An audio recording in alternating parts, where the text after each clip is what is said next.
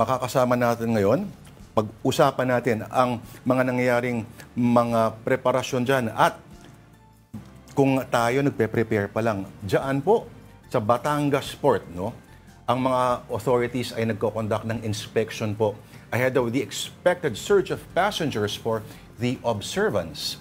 And we have News 5 correspondent, ang napakasipag na si Mon Gualvez.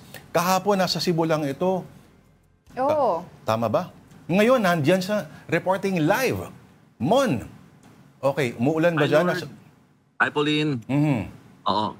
Maybe you're confused why I'm inside the vehicle kasi bumiyahe ho kami at inikot at sinek, no, yung ilang parts of SLEX in which yung nag-i-install ng one RFID to include din sana sa mga preparation ng mga motorista this coming Undas para nga mas maging smooth yung kanilang biyahe in terms of there will be traversing from south to north or vice versa. But anyway, Mon, Mon, bago ka magpatuloy, bago ka magpatuloy, palinaw lang, no? So, isa na lang ang kailangan, pero do we really have to choose? Or pwede bang pag meron kang pareho, you keep both? Yes. Again, this is not mandatory. Hindi siya compulsory sa mga motorista na pag-isahin, no? For now. So, yung mga meron pang current na hawak na RFID sticker either for those traversing to the north or yung mga papuntang south, valid pa naman daw po yan. Ngayon kasi, yung pinuntahan namin dito, Lourdes, sa isang RFID installation booth dito sa Lipa, Batangas, medyo nagkaroon ng problema. Inaabot ng oras ang mga motorista sa pag-a-apply ng kanilang one RFID. No? Ang paliwanag ng mga staff dun sa installation booth, inaabot daw talaga na matagal. Kailangan pa kasi ipasa sa main office at ipa-approve yung application. I-check kasi dyan kung may mga pending balance, mayroong mga problema sa sticker at sa card na kailangan ma-resolve muna. Kasi kailangan din nila makipag-ugnayan sa another company na nag-handle nga nung RFID on the respective tollways. So, isa sa mga nagulat talaga, no, ilan sa mga kinagulat ng mga motorista, yung matagal na paghihintay. Some of them are waiting for more than 5 hours already today. They're expecting 20 minutes lamang. Matagal na siguro yung 1 hour, but they are surprised that they are waiting for hours. Some of them actually went back lang ngayong araw. Galing sila kahapon na dito at akala nila yung number na nakuha nila, pila sa number, ma-apply pa for today pero hindi, back to zero na pala ulit. So we are asking the statement of the company para nga malaman natin at sinabi naman nila they are looking into it and they will be releasing a statement afterwards, no, or probably later today. So, Mon, nakapag-check ka ba sa Batangas? Kamusta na yung sitwasyon doon sa Batangas Port? I heard nagkaroon ba ng onting aberya doon yung mga pasahero? Yes, Pauline. Kaninang umaga, maagang nag-inspection actually ang mga tauhan at opisyal ng Department of Transportation at ng Philippine Ports Authority. So pinangunahan ni Acting Transportation Secretary Giovanni Lopez yung naturang inspection dito sa Batangas Port because we all know that Batangas Port is one of the busiest port kapag ganito mga holiday season, no, particularly this Undas. They're expecting around 150,000 passengers ang babiyahe dito sa naturang port pa lamang. Ang ilan sa mga napuna ni Secretary Lopez is yung kawalan daw ng online ticketing system. Online ticketing system for some shipping companies.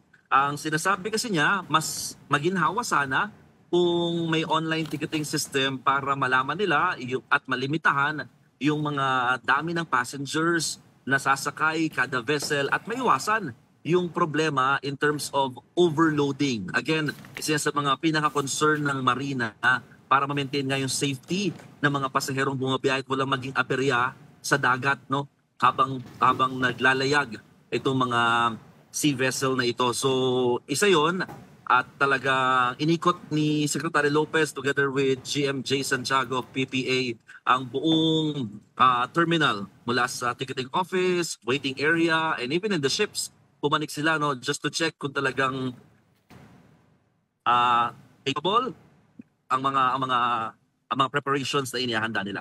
Tito Mon, okay, para sa for the information of our viewers, ano na ang hindi pwedeng dalhin na mga items, mga no diyan sa Batangas? As usual, Tito Lord, no, yung mga basic, bawal ho yung mga matatalino, matatalas na bagay. Kasi ho, ikukumpiskayin na din yan, yung mga sumasabog, bawal ho yan, no. Yung mga may alagang hayop, pwede naman, pero may mga dadaan naman po kayong mga other lane para talaga ma-ensure lamang yung safety din talaga ng mga alaga ho ninyo. At the same time, nililimitahan lang din yung mga dami ng mga pitpit kasi ho meron na ding certain kumbaga load, no, na allowed sa mga pasahero. At yun nga, kasi iba talaga malalaki yung dala, no? May mga nagdadala talaga ng mga parang buong salaset, pero so far wala pa naman may nakita. Gasul. Kasi nga kasi ang tawag dito, konti pa yung pasahero. They're expecting na dadami yung pasahero dito sa Batangas Port starting Wednesday and most specifically on Friday dahil nga holiday na on Friday. So this Batangas Port, ito talaga yung connection para makabiyahe papuntang Mindoro provinces, Romblon and even Katiklan Katiklan, no, para sa mga babiyahe pupunta rin naman doon ng mga kabayan natin. Yung mga magrororo mo, halimbawa, may mga papuntang Boracay dyan, di ba? Pwede. Pwede. Oo. So, pero dapat may pre-booking na dapat na mangyari.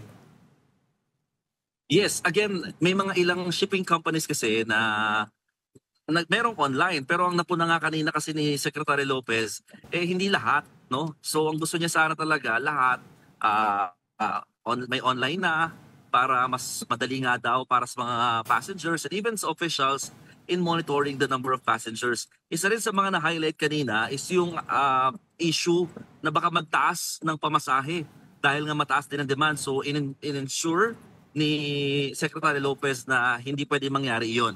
So kailangan ma-report sa kanila kung may mga instances na bigla nagtaas ang presyo or pamasahe rather ng mga shipping companies, no, passenger man o yung mga magrororo, no, o yung mga isasakay nga yung mga vehicles nila on board dito sa mga ships at saka even the terminal fee. Sabi ng PPA, there is a proposal na itaas from 30 pesos to 100 pesos yung terminal fee, pero sinabi din nila na hindi mangyayari ito this year at talaga patuloy pa ito pinag-aaralan. So walang magiging adjustment in terms of fare para sa mga pasahero. Hindi pala pwede dyan isang tropa ko. Bakit? Matulis yun eh. At Mon Gualvez, sa tinagal-tagal mo na naging reporter, ano yung pinaka-bizarre, pinaka-strange na item na nakita mong sinubukang isakay sa bus o sa barko o ano man? Sofa. Laki. At syempre, yung bayad doon, isa lang. Nagbayad lang ng pamasahe. Yun nga, yun yung sinasabi ng mga terminal officers dito na lugi naman, no, kasi nga counted pa rin siya as one baggage, no. Pero technically may bigat naman 'yan.